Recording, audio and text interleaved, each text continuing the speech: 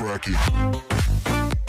Assalamualaikum warahmatullahi wabarakatuh. Perkenalkan, nama saya Ani Suryaningsih, SPD MSc. Pada kesempatan kali ini saya akan membuat video pembelajaran terkait dengan mata kuliah pendidikan kewarganegaraan.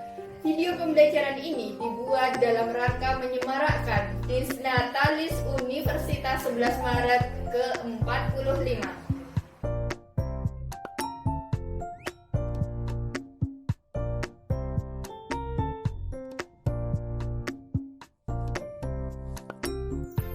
Assalamualaikum warahmatullahi wabarakatuh. Selamat pagi teman-teman semua. Nah, pertemuan hari ini kita akan membahas terkait dengan hakikat pendidikan kewarganegaraan dalam mengembangkan kemampuan utuh, sarjana, atau profesional. Nah, teman-teman, sebelum kita melanjutkan perkuliahan pendidikan kewarganegaraan untuk pertemuan hari ini, tak lupa mari kita berdoa sesuai dengan agama dan keyakinan masing-masing.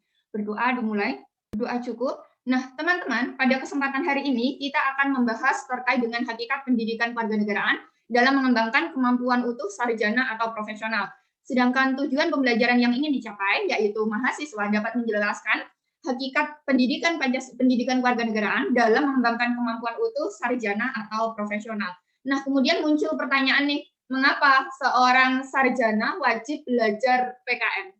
Oke, mungkin ada teman-teman yang tahu di sini kenapa seorang sarjana wajib belajar tentang PKN. Monggo Mbak Olia, menurut Mbak Olia, mengapa calon sarjana wajib belajar PKN? Karena mahasiswa itu untuk belajar PKN itu karena untuk mengenal dan belajar tentang Indonesia, kemudian belajar untuk menjadi warga negara yang memiliki semangat kebangsaan, kewarganegaraan, dan cinta tanah air. Kemudian sebagai bagian dari keikutsertaan warga negara dalam bela negara. Bagus, terima kasih Mbak Olia, jawaban yang menarik dan sesuai ya. Teman-teman, jadi kenapa kita mahasiswa Indonesia harus belajar tentang PKN? Nah, dengan belajar PKN yang pertama kita belajar tentang dan untuk keindonesiaan. Jadi kita belajar mengenal lebih lanjut dengan Indonesia. Kira-kira apa toh yang dimiliki oleh Indonesia? Bagaimana toh mengoptimalkan segala potensi yang ada yang dimiliki oleh Indonesia? Dengan kita mengenal Indonesia, maka harapannya ke depan kita bisa mengoptimalkan potensi dan meminimalisir segala tantangan dan hambatannya. Oke.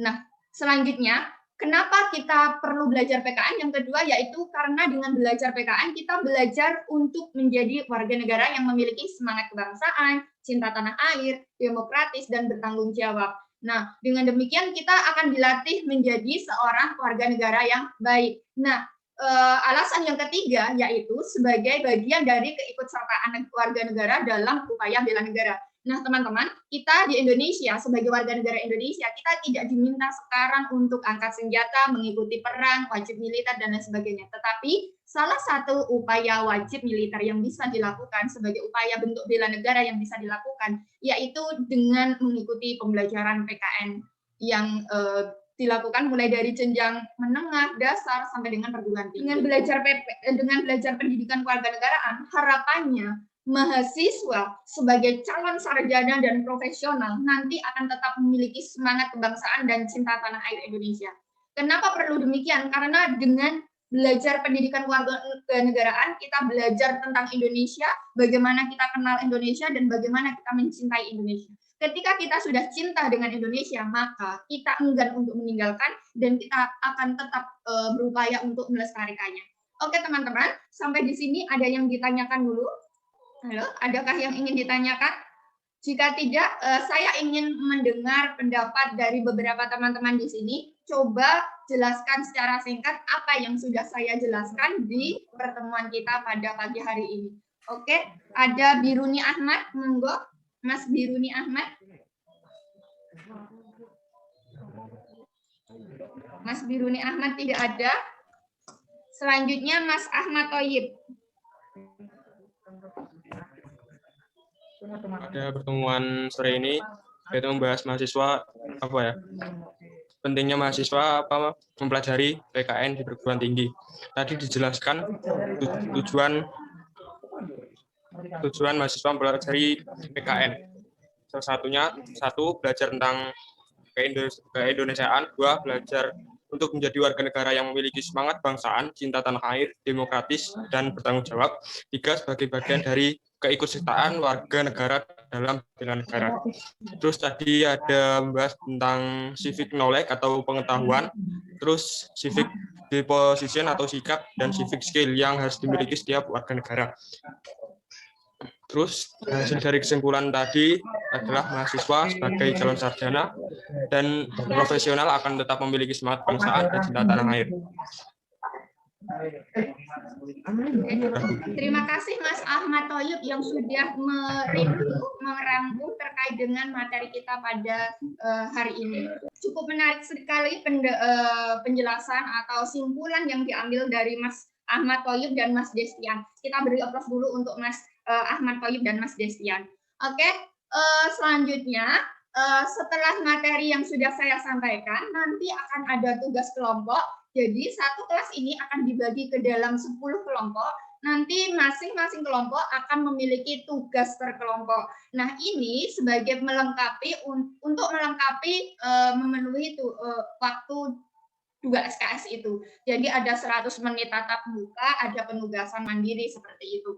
Nah, itu nanti kelas ini akan dibagi ke dalam 10 kelompok. Untuk tugasnya teman-teman bisa menyimak nanti di Spada seperti itu.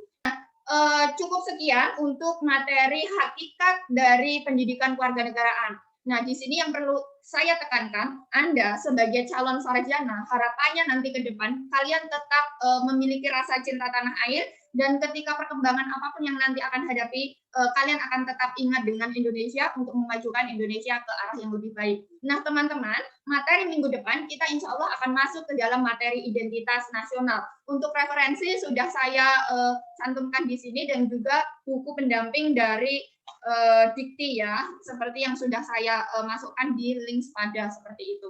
Oke teman-teman, terima kasih sudah bergabung di perkuliahan kita pada pagi hari ini. Jangan lupa untuk presensi via OCW, dan kita masih berada pada masa pandemi. Jangan lupa ingat 5M, mencegah kita bisa segera bertatap muka, ikut dalam pembelajaran luring agar lebih berasa lagi. Kita bisa outing kelas, kita bisa praktek kewarganegaraan, kita bisa main, jalan-jalan, dan tetap belajar bagaimana menjadi warga negara yang baik. Oke, cukup sekian pertemuan hari ini. Banyak salahnya saya mohon maaf. Kita tutup perkuliahan ini dengan berdoa. Mari kita berdoa sesuai dengan agama dan keyakinan kita masing-masing. Berdoa dimulai. Berdoa selesai. Terima kasih. Banyak salahnya saya mohon maaf. Akhirul kata, wassalamualaikum warahmatullahi wabarakatuh. Demikian video pembelajaran yang saya buat. Semoga bermanfaat. Salam Pancasila. Akhirul kalam, wassalamualaikum warahmatullahi wabarakatuh.